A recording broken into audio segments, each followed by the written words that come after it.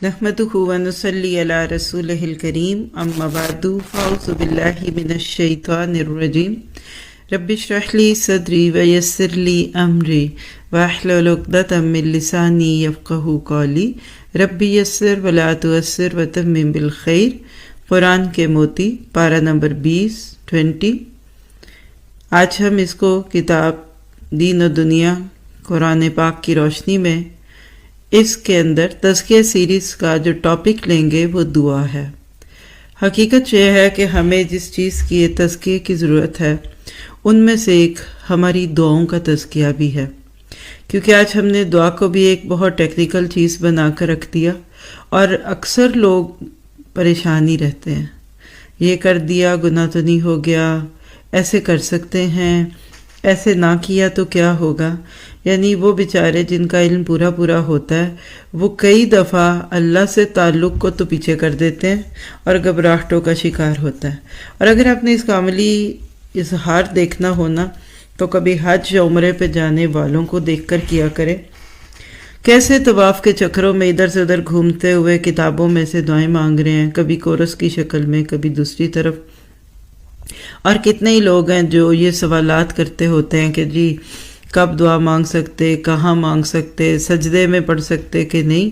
तो आइए ज़रा देखते हैं कि दुआ क्या है और दुआ कैसे मांगते हैं और दुआ कब मांगते हैं। ऐसे कौन से काम किए जाएं कि दुआएं कबूल हों, लेकिन इन दुआओं की कबूलियत के रास्ते की रुकावटें क्या हैं। ये सारे सवालों का जवाब है इंशाल्लाह आपके लिए। और इस साल DQ 2022 में हमारा जो दौरे कुरान का थीम है वो भी दुआ की ताकत है।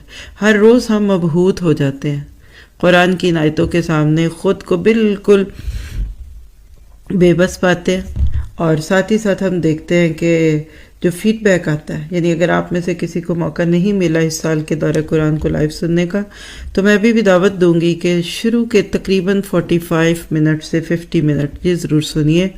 हर पारा अपनी जगह मोर देन दौरे कुरान है, क्योंकि इसमें हम जो दुआओं की ताकत देख रहे हैं वो कैल्शियम की ताकत और इसी तरह से हमारी मुख्तलिफ एनर्जी ड्रिंक्स से ज़्यादा क्लियर है।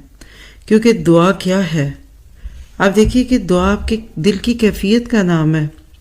हर दुआ ज़ुबान से अदा नहीं होती, बल्कि सच्चे दिल से निकली हुई बात ही दुआ बन जाती है।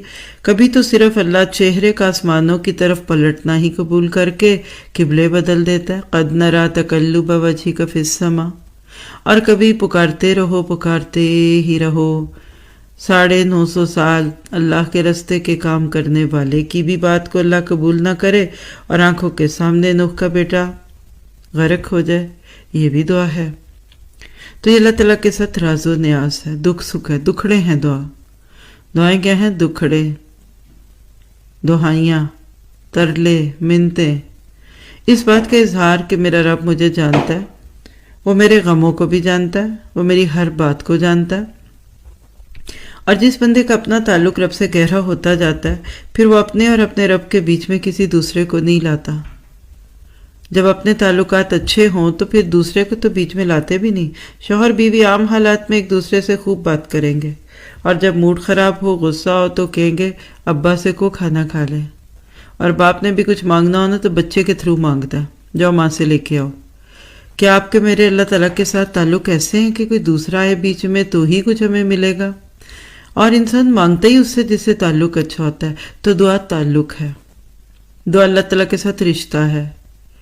किसी से मांगते वक्त जैसे दुनिया में कोई रिश्ता चाहिए होता है ना, इसी तरह अल्लाह से मांगते हुए रिश्ता। ये रिश्ता क्या है आपको पता है? इय्याका नअबुदु व इय्याका नस्तईन।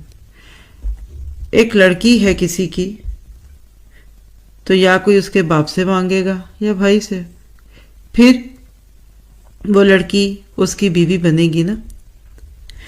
पहले लड़की बाप या भाई से मांगती है, शादी होती है तो शौहर से मांगती है, बच्चे बड़े हो जाएं तो बच्चों से उम्मीदें लग जाती हैं।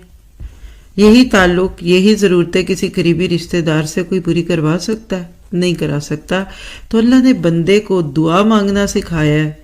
तो सूरत फातिहा में अल्हम्दुलिल्लाहि रब्बिल आलमीन से लेके गैरिल मग़दूबि अलैहिम वलद्दाल्लीन, कि अल्लाह تیری تعریفیں ہیں، عبادت تیری کرتی ہوں اور کرتا ہوں، مدد تجھ سے ہی مانگتی ہوں اور مانگتا ہوں، بندہ میں تیرا ہوں۔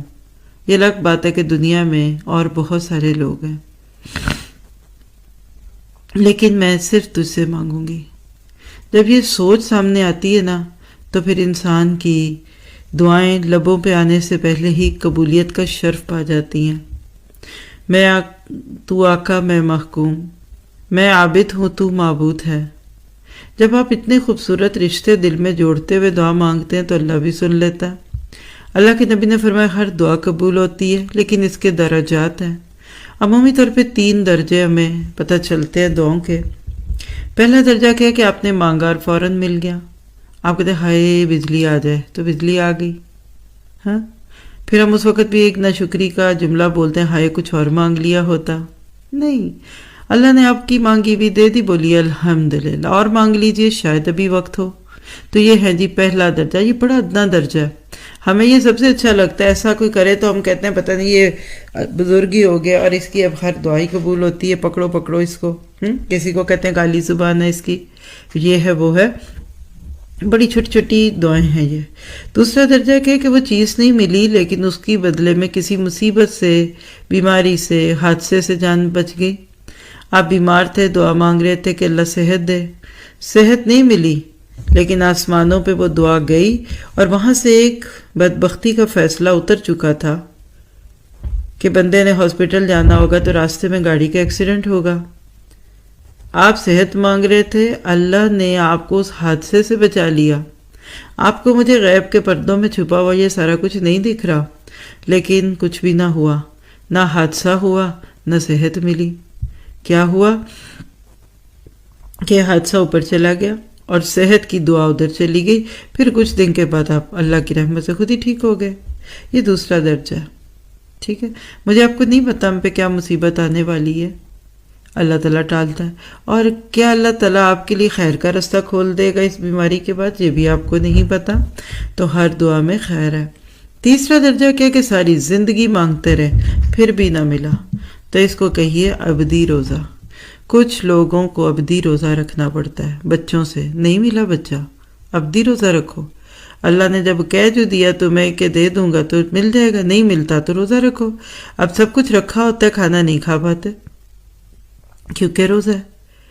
پھر اسی طرح سے کبھی دولت مانگی نہیں ملی۔ زندگی میں ہر چیز نہیں ملتی، لکھ کے رکھ لیجئے، ہر چیز نہیں ملے گی کیونکہ یہ دنیا جنت نہیں ہے۔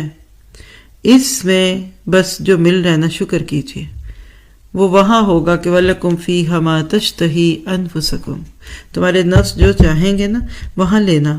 تو لہٰذا دنیا میں تم رب کی مان لو، وہاں رب تمہاری مان لے گا۔ اسی لیے جب بھی کچھ نہ ملے تو یہ سوچ لیجئے کہ یہ آخرت کے لیے جمع ہو گیا۔ اللہ سبحانہ تعالیٰ نے آپ کی آخرت کے لیے کوئی ایسا وقت دیکھ کر کہ جس وقت آپ کو بڑی ضرورت ہوگی کسی چیز کی، اللہ تعالیٰ آپ کی وہ دعائیں روک لے گا، اور یہ بڑی پیاری دعائیں ہوتی ہیں، یہ بڑی اہم ہیں۔ جو دعا اللہ کو زیادہ اچھی پیاری لگتی ہے اللہ اس کو محفوظ کر لیتا ہے، اور کل اس کے بدلے میں آپ کو یا تو جہنم سے بچائے گا یا جنت کے کسی درجے میں ڈال دے گا۔ اگلا سوال یہ ہے کہ دعائیں قبول کیسے ہوتی ہیں؟ کچھ شرائط ہیں دعاؤں کی؟ بالکل ہیں۔ آپ دیکھیے کہ اگر ہم شرائط پوری کر لیں گے تو اللہ دعا بھی سن لے گا۔ مثلا اخلاص، صرف اور صرف اور صرف اور صرف اللہ کو پکاریں۔ ایاک پہلے کہا، پھر نعبدو و ایاک دوبارہ کہہ کہ نستعین کا، یہ جو لفظ نا ایاک 2 بار، یہ ہے صرف صرف صرف اور صرف۔ دل کو باندھ لے کہ اللہ کے سوا کوئی بشر، کوئی جن، کوئی فرشتہ میری کوئی دعا نہیں سن سکتا، کوئی زندہ کوئی مردہ۔ اور اسی اخلاص میں گھر والے بھی آتے ہیں، مثلا شوہر، بیوی، بچے، دنیا کا ہر انسان، کوئی بندہ نفع نہیں دے سکتا جب تک میرا رب نہ چاہے۔ یہ جو لا الہ الا اللہ میں الہ کا لفظ ہے نا، تو اس میں ایک معنی دعاؤں کے سننے والے کے بھی آتے ہیں، یعنی دعاؤں کو سننے والا کوئی نہیں مگر اللہ۔ جتنا آپ کا دل اس پر یقین رکھے گا آپ کا اللہ سے تعلق پڑے گا۔ اللہم لا مانع لما آتیت ولا معطی لما منعت ولا ینفع ذا الجد منک الجد۔ دوسری چیز اتباع سنت، دعا مانگتے وقت اللہ کے نبی کی سنتوں کو سامنے رکھے اور اپنی عملی زندگی میں سنتوں کو لائیں۔ چھوٹی سے لے کر بڑی سنتوں کو دیکھیے۔ بعض دفعہ ہم ایسی چیزوں کو اہمیت نہیں دیتے، حالانکہ یہ دعاؤں کی قبولیت میں معاون ہوتی ہے۔ تیسری چیز ہے یقین، ادعوا اللہ وانتم موقنون بالاجابہ، اللہ نے ضرور سننی ہے۔ وہ ایک جگہ بارش نہ ہوئی تو بستی کے لوگ نکلے کہ کھلی جگہ پہ جا کر ہم بارش کی دعا کرتے ہیں۔ جب وہاں پہنچنے کے لیے اکٹھے ہوئے تو ایک بچی تھی، اس نے کہا ٹھہرو ٹھہرو میں بھی آتی ہوں۔ کہا کدھر جا رہی، کیا ہوا؟ کہنے لگی میں چھتری لے آؤں کیونکہ جب ہم واپس آ رہے ہوں گے نا تو بارش ہو رہی ہوگی۔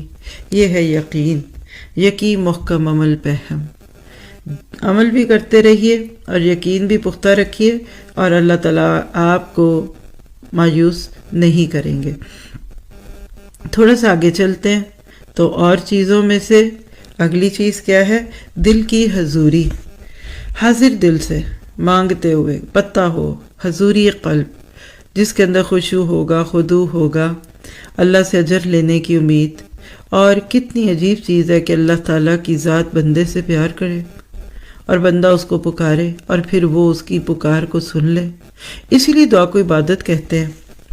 جب ایک انسان دعا مانگتا ہے نا تو اللہ تعالیٰ بھی فرشتوں سے کہتا ہوگا کہ دیکھ جو لکھو کہ اس نے عبادت کی ہے، کیونکہ دعا ہو العبادہ۔ انسانوں سے مانگے تو ناراض، رب سے نہ مانگے تو ناراض۔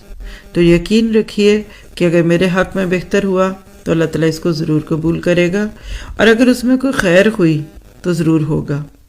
پھر اس کے بعد آپ دیکھیے کہ کچھ رکاوٹیں ہیں جن کی وجہ سے دعائیں قبول نہیں ہوتی۔ نمبر 1، حرام کھانا۔ جب پیٹ میں لقمے حرام کے ہوں تو اللہ اس کی دعا قبول نہیں کرتا۔ وہ طویل روایت ہے بڑی پیاری کہ دور سے سفر کر کے آنے والے شخص کے جسم پر مٹی اور غبار بھی ہے، ہاتھ اٹھاتا ہے، دعا کرتا ہے لیکن قبول نہیں ہوتی، اور جواب جو آتا ہے وہ کیا ہے کہ تیرا کھانا بھی حرام کا، تیرا پہننا بھی حرام کا، ملبسہ حرام غدی بالحرام۔ یعنی اللہ کیسے اس بندے کی دعا قبول کرے کہ جس کے پیٹ میں حرام رزق ہو۔ فرمایا تیرا کھانا جو تو کھا رہا ہے حرام، جو پہنا وہ حرام، اور تیری حرام سے پرورش کی گئی۔ پھر دوسری چیز جو اس میں آپ ایڈ کر سکتے ہیں وہ کیا ہے کہ انسان جلد بازی کرے، یعنی دعا ہی چھوڑ دے کہ اللہ میری قبول نہیں کرتا۔ اس پہ بھی حدیث ہے۔ صحابہ نے کہا اللہ کے نبی ہر ایک چاہتا ہے کہ جلدی ہو، تو آپ نے فرمایا جلدی کرنا کیا ہے کہ چند بار دعا مانگی پھر یہ کہہ کر چھوڑ دے کہ اللہ میری نہیں سنتا۔ کیا آج نہیں ایسا؟ فلاں بڑا نیک ہے، اللہ اس کی سنتا ہے، میری نہیں سنتا، میں تو جی گناہ گار ہوں۔ اور وہ پنجابی میں کہتے ہیں نا کہ ساڑی سندا نہیں تے انہاں دی موڑدا نہیں، نعوذ باللہ۔ ایسی کوئی بات نہیں۔ اگلی شرط ہے کہ گناہ اور حرام کام نہ ہو۔ گناہوں کی دعائیں قبول نہیں ہوتی، غلط کاموں کی دعائیں قبول نہیں ہوتی، اور جتنے یہ دونوں کام ہماری اپنی زندگی میں رہتے ہیں نا اتنی دعاؤں کی قبولیت کے راستے کی رکاوٹ بنتی ہے یہ چیز۔ پھر اگلی رکاوٹ کیا ہے کہ فرائض اور واجبات کا ترک کرنا۔ کوئی نماز ہی نہیں پڑھتا تو اللہ اس کی دعائیں کیوں سنے؟ ہاں بعض دفعہ اللہ شیطان کی بھی سن لیتا ہے، فرعون کی بھی سن لیتا ہے، لیکن یہاں ایک عمومی اصول ہے آپ کے میرے عمل کی خاطر۔ پانچویں وجہ ہے گناہ اور قطع رحمی کی دعا کرنا۔ کوئی کہہ دے مجھے اللہ اتنے پیسے دے دے کہ میں ایک شراب خانہ کھول لوں، اب یہ گناہ کی دعا ہے۔ قطع تعلقی کیا ہے کہ اللہ کرے میرا شوہر اپنی ماں بہن بھائیوں سے جدا ہو جائے، میرا بھائی اپنی بیوی کو طلاق دے دے، تو یہ دعائیں قبول نہیں ہوتی، اور شکر کیجئے کہ یہ قبول نہیں ہوتی۔ پھر دعا کے کچھ آداب دیکھ لیتے ہیں جس سے کہیں کہ دعائیں زیادہ قبول ہوتی ہیں۔ پہلی چیز اللہ کی حمد و ثنا سے شروع کریں۔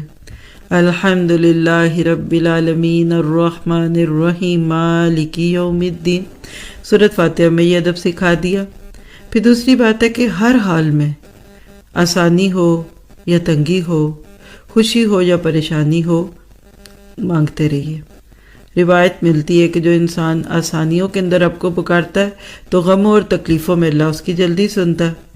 حضرت یونس کے بارے میں معروف ہے کہ جب ان کی آواز عرش پر گئی تو فرشتوں نے آواز پہچان لی۔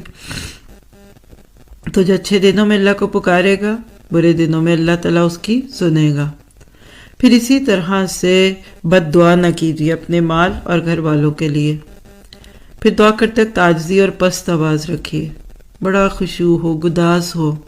دنیا میں بھی گوکڑ سے کہ نا پانی لاؤ تو آپ کہتے ہیں آرام سے بات کریں، یہ کوئی تمیز ہے بات کرنے کی؟ تو اللہ ہے، بندوں سے بات کرتے وقت جب عاجزی چاہیے تو پھر رب سے مانگتے ہوئے تو بہت زیادہ۔ پھر اللہ کے ناموں کا وسیلہ دے کر مانگے، یا رحمان تجھے تیرے رحمان ہونے کا وسیلہ واسطہ مجھ پہ رحم کر دے، ہاں، یا حیو یا قیوم برحمتک استغیث، تو یہ رحمت کا وسیلہ بنا نا۔ پھر اپنے اچھے اعمال کا وسیلہ دیا جائے کہ اللہ میں نے فلاں کام اس دن کیا، صرف آپ کی رضا کے لیے کیا تھا۔ اگر آپ کو یہ عمل اچھا لگتا ہے تو میری دعا سن لیں۔ آپ غار والا واقعہ سنتے ہیں کہ کیسے اللہ نے غار میں رستہ کھول دیا 3 لوگوں کے اپنے اپنے اعمال کو پیش کرنے کی وجہ سے۔ پھر کسی نیک شخص سے دعائیں لیجیے۔ ہمارے ہاں کھانے کھلا کر دعائیں کروائی جاتی ہیں، یہ بھی کوئی درست طریقہ نہیں، یہ تو ایک قسم کی رشوت لگتی ہے۔ نیت پہ اللہ کو پتہ ہے کیا ہے کسی کے دل میں، لیکن عمومی طور پہ یہ خیال رکھنا نا کہ نیک لوگ ہیں ان کو کھانا کھلا دو تو پھر دعائیں کرا لیں گے، یہ ٹھیک نہیں۔ کوئی خود دعا دے دے، اس کے دل سے نکلیں۔ اور میں اکثر کہتی ہوں کہ دعائیں لیجئے، دعائیں دیجئے، دعائیں کیجئے۔ دعاؤں کے لیے کہا نہیں جاتا کہ دعا کریں یا دعاؤں میں یاد رکھیں، کام ہی ایسے کریں کہ آپ کا نام سب سے اوپر ٹاپ پہ رہے، کوئی کام ہی نہ آپ کے بغیر۔ پھر اسی طرح سے گناہوں کا اعتراف کیجئے، یہ بھی ایک ادب ہے۔ لا الہ الا انت سبحانک انی کنت من الظالمین، آیت کریمہ۔ اور آدم اور حوا کی دعا شروع کی جو انسانیت کو سکھائی گئی دعا تھی، کیا تھی؟ ربنا ظلمنا انفسنا، یہ ہے اعتراف گناہ۔ پھر دعا کو 3 بار دہرائیے، اس سے اللہ کی رحمت کو جوش آتا ہے۔ قبلہ رخ کر لیجئے منہ کو، پہلے وضو کر لیں دعا سے، پھر ہاتھوں کو اٹھانا، یہ عاجزی کا اظہار ہوتا ہے۔ پھر اللہ کے خوف سے رونا، اللہ سے اپنی محتاجگی کا اظہار کرنا۔ پھر دوسروں کے لیے دعا کرنے سے پہلے اپنے لیے دعا کریں، کیونکہ جو اپنے لیے نہیں مانگتا نا اس کو دوسرے کی دعا بھی نہیں فائدہ دیتی۔ ٹھیک ہے، ایک چیز کہ آپ دوسرے کے لیے دعا کریں تو فرشتہ آپ کے لیے دعا کرے گا، لیکن ایک یہ کہ آپ اپنے لیے بھی دعا کریں۔ ماں باپ کے لیے دعا کیجیے، جب اپنے ماں باپ کے لیے دعا کرے گا اللہ اس کو بن مانگے دے گا۔ پھر عام مومنین کے لیے بھی دعا کیجیے۔ اب اگلا سوال ہے کہ قبولیت کے اوقات کون سے ہیں؟ تو سب سے پہلی چیز شب قدر، اس کا اہتمام کیجیے۔ یہ راتیں قیمتی ہیں، سو کر اور کھا پی کر نہیں گزارنی۔ یہ دن عید کی تیاریوں کے نہیں، جنت کی تیاریوں کے۔ یہ راتیں بازاروں میں گھوم کر بچوں کے جوتے، کپڑے اور شیروانیاں لینے کے نہیں ہیں، یہ جنت کی پوشاکیں لینے کے ہیں۔ ایسے کام پہلے کر لیجئے۔ پھر فرض نماز کے بعد دعا قبول ہوتی ہے، رات کے تیسرے پہر دعا قبول ہوتی ہے۔ اللہ آسمان دنیا پہ آواز لگاتا ہے کوئی بخشش مانگنے والا جو رزق مانگے، بیماریوں سے صحت مانگے، ہاں، یعنی جو مجھ سے مانگے گا میں اس کو دوں گا۔ اللہ کے پاس سارے خزانے ہیں، اصل بات ہے کہ آپ اور میں کیا کرتے ہیں۔ پھر اسی طرح سے اللہ کی راہ میں نکلنے والا، اگر وہ علم کے لیے نکلے، کوئی جدوجہد کرے، اور حتیٰ کہ پھر جہاد کے لیے نکلے۔ پھر اسی طرح حدیث میں ہر رات میں خاص گھڑی ہوتی ہے جب دعا قبول ہوتی ہے، اور جمعے کے دن ایک بڑی مختصر سی گھڑی ہے جس میں دعا قبول ہوتی ہے۔ وہ گھڑی نہیں بتائی گئی کہ پورا دن کانشیس رہو۔ پھر نیک نیتی سے زمزم پیتے وقت دعا قبول ہوتی ہے، گھر میں رکھ لیجئے، دعائیں قبول کرانے کا ایک ریسورس بن جائے گا، ہاں۔ پھر سجدے کی حالت میں دعائیں قبول ہوتی ہیں، رات کو نیند سے بیدار ہو کر کروٹیں بدلتے وقت کی دعائیں ہیں۔ پھر آیت کریمہ کے ذریعے دعا قبول ہوتی ہے۔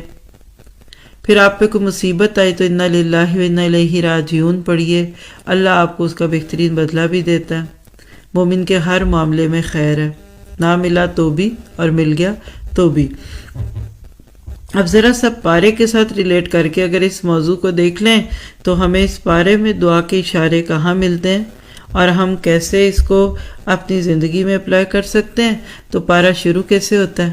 ہاں، سورۃ نمل سے، اور سورۃ نمل کی وہ آیتیں پہلا پورے کا پورا رکوع جس میں انسان اللہ تعالیٰ پہ نظریں لگاتے ہوئے دیکھتا ہے۔ آیت 62 میں کیا آتا ہے؟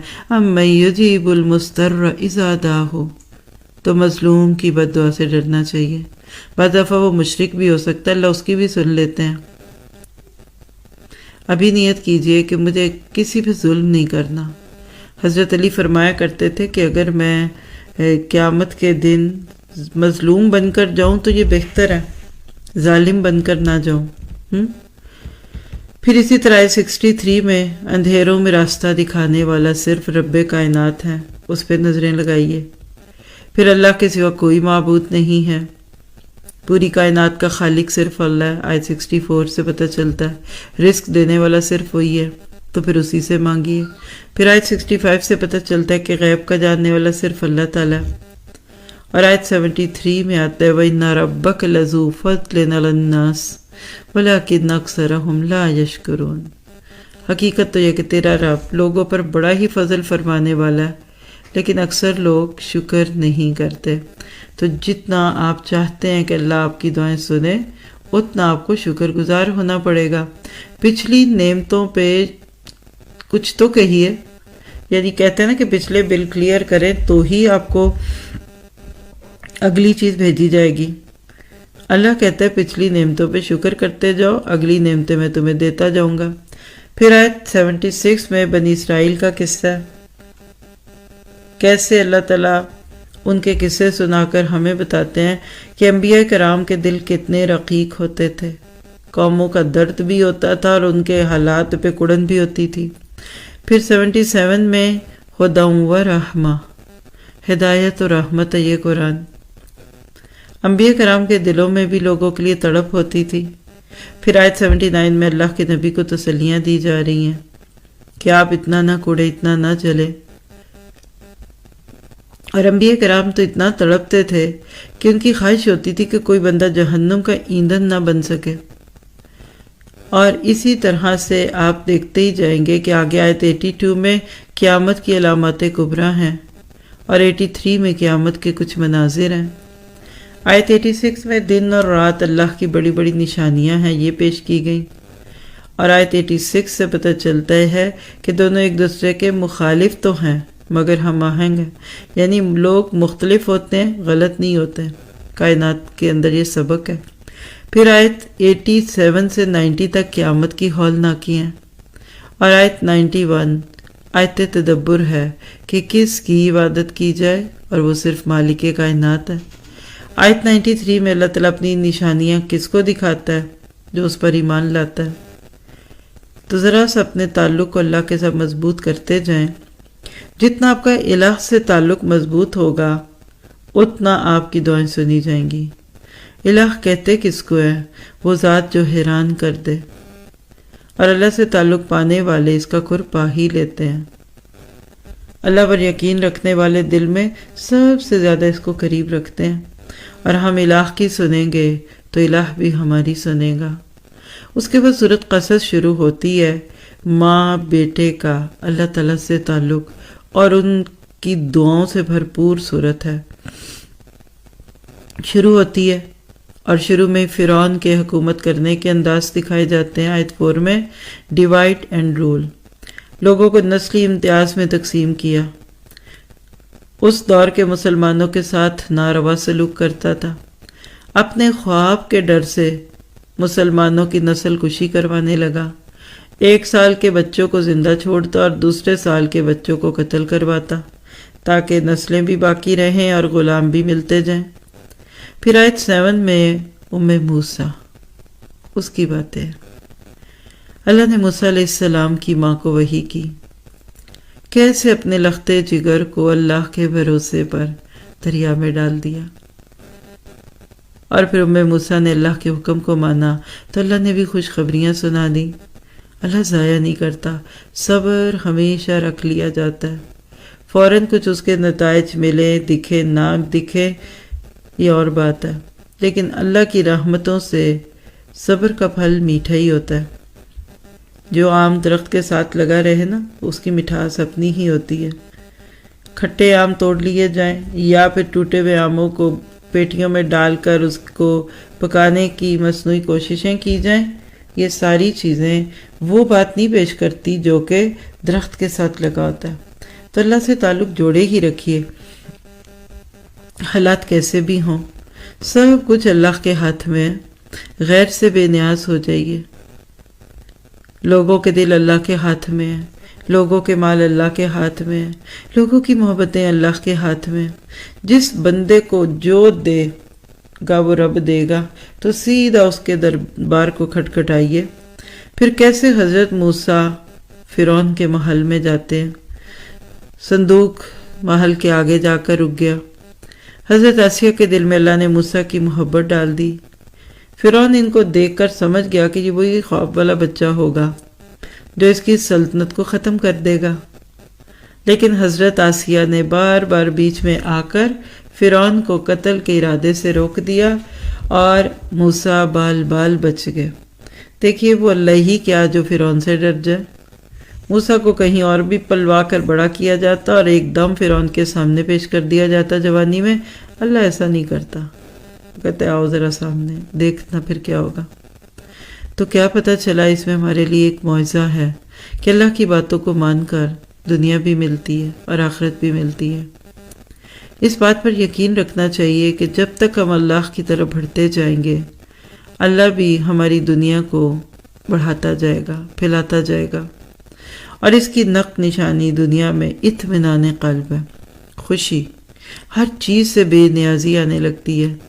دو عالم سے کرتی ہے بیگانہ دل کو، عجب چیز ہے لذت آشنائی۔ پھر موسیٰ کی دعائیں اور اس کے اثرات ہمیں دکھتے ہیں۔ دشمن کے گھر میں رہ کر بھی موسیٰ کا بال کا بیکا نہ ہوا۔ لڑکوں کے خون کا پیاسا فرعون گھر میں موجود موسیٰ کا کچھ نہ کر سکا۔ ماں کی گود میں دشمن کے گھر پرورش پائی، اللہ نے موسیٰ کو واپس وہاں سے ملا دیا۔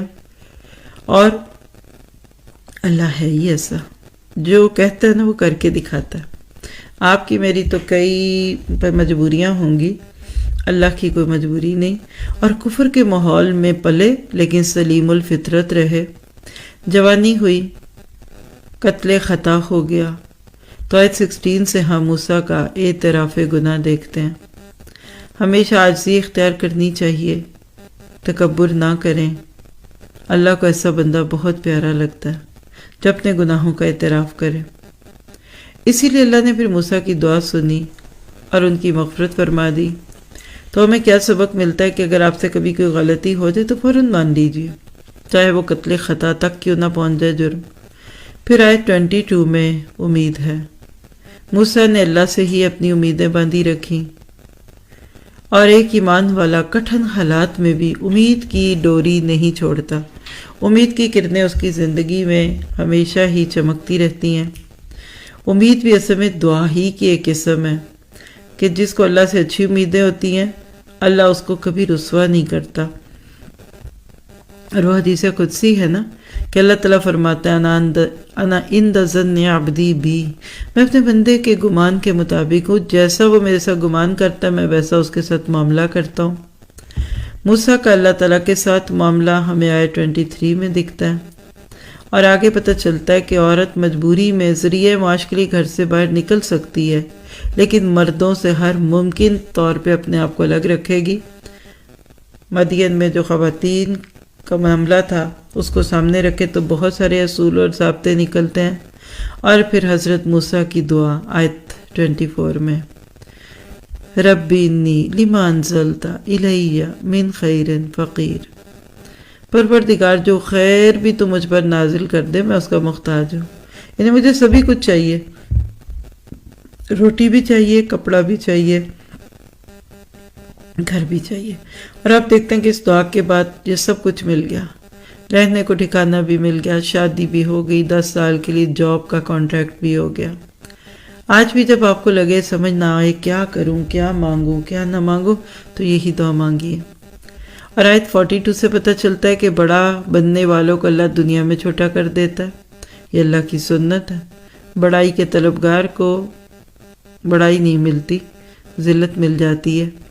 آیت 55 سے پتہ چلتا ہے کہ مسلمان بیکار بحثیں نہیں کرتا، اور 56 سے پتہ چلتا ہے کہ لوگوں کی سوچ قرآن پر عمل کرنا قدامت پسندی ہے، بیکورڈ لوگ ہوتے ہیں جو قرآن پہ عمل کرتے ہیں، نعوذ باللہ۔ آیت 60 میں دنیا اور آخرت کا تقابل ہے، اور 76 میں قارون کا تذکرہ۔ قارون کون تھا تو موسیٰ کی قوم میں سے، لیکن اپنی قوم سے غداری کی۔ مسلمان تھا مگر ہمدردیاں کافروں کے ساتھ تھیں، مسلمانوں کی جماعت کو چھوڑا اور کفار سے جا ملا۔ آج بھی یہی حال ہے کہ اپنے مسلمانوں کے ساتھ دل کھٹے سختی اور دشمنوں کے ساتھ دل میٹھے اور ان سے دوستی ہیں، دشمنوں کے دوست اپنوں کے دشمن۔ قارون حکومت وقت کے ساتھ کھڑا ہوا اور اپنے ہی مسلمان بھائیوں کو مروا دیا، اور خزانہ کتنا تھا اس کے پاس؟ خزانے کی چابیاں اونٹوں کی ایک بڑی جماعت پہ بھی بوجھل ہو جاتی تھی۔ آیت 77 پہ اگر ہم اپنا محاسبہ کریں، کیا میں اپنی صلاحیتیں آخرت کا گھر بنانے کے لیے استعمال کرتی ہوں؟ کہ اللہ کی دی ہوئی نعمتوں سے میں آخرت کما رہی ہوں یا دنیا، یا صرف دنیا، یا پھر دونوں؟ اصل بات یہ کہ جب اللہ بندے کے اوپر نظر کرتا ہے نا، تو پہلے اس کے حالات کو دیکھتا ہے، اس کی طبیعت کو دیکھتا ہے، وہ ہے کیسا ہے۔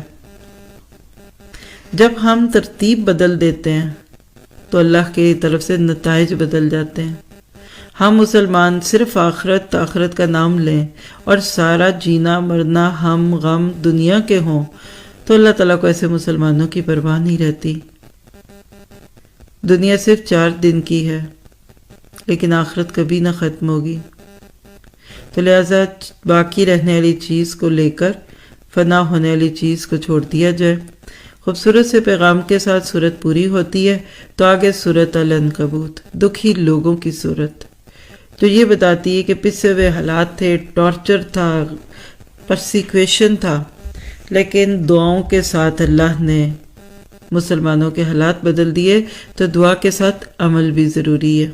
شروع میں ہی آیت 6 میں جاہدہ کا لفظ ہے، خوب محنت کرنا، ریزسٹنس، اسٹرگل، اٹموسٹ کوشش، یعنی ہر وہ معاشرتی تقاضا نبھانا جو اللہ کا حکم ہو اور معاشرے کو وہ گوارا نہ ہو، اس پہ صبر، محنت مشقت کرنے پہ اجر، اور اسی رستے میں مشکلات پر جمنے میں صبر۔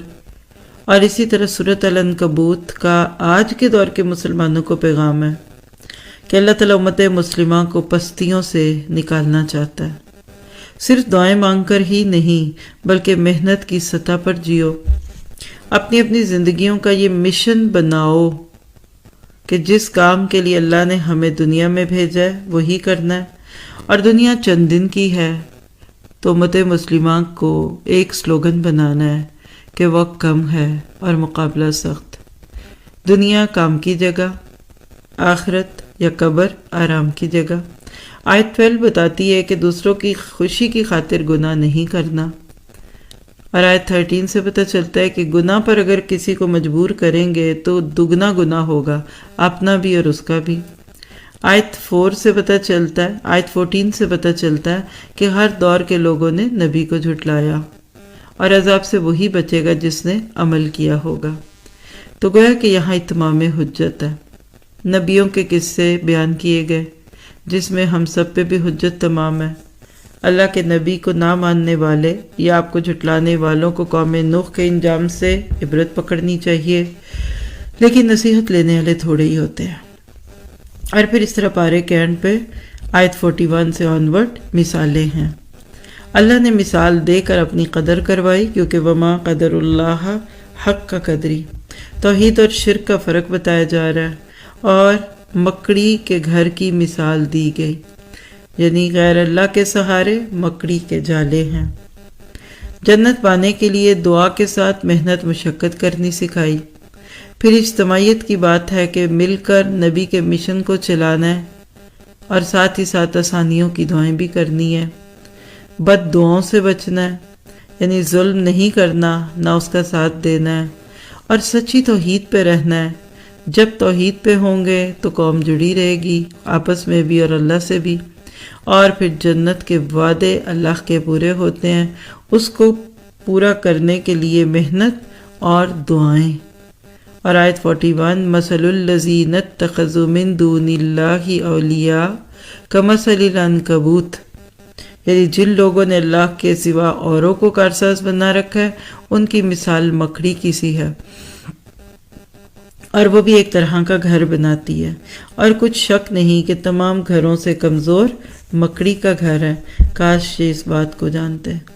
تو آپ کے میرے لیے پھر آخر میں پیغام یہی ہے، صرف اللہ سے مانگیے، اپنی دعاؤں کا تزکیہ کیجیے، نیت کریں کہ آج کے بعد اللہ کے ماں سوا کو نہیں پکاروں گی۔ غیر اللہ کمزور معبود ہیں جو انسان کے کسی مشکل وقت میں کام کیا آئیں گے، ہو سکتا ہے وہ تو خود اس وقت کسی مشکل میں ہو، تو غیر اللہ کے سہارے مکڑی کے جالے۔ اللہ آپ کو مجھے دعاؤں کو مزید سیکھنے اور سمجھنے والا بنا دے۔ اللہ تعالیٰ آپ کے لیے آسانی کرے۔ سبحانک اللہم و بحمدک، اشہد ان لا الہ الا انت، استغفرک و اتوب الیک۔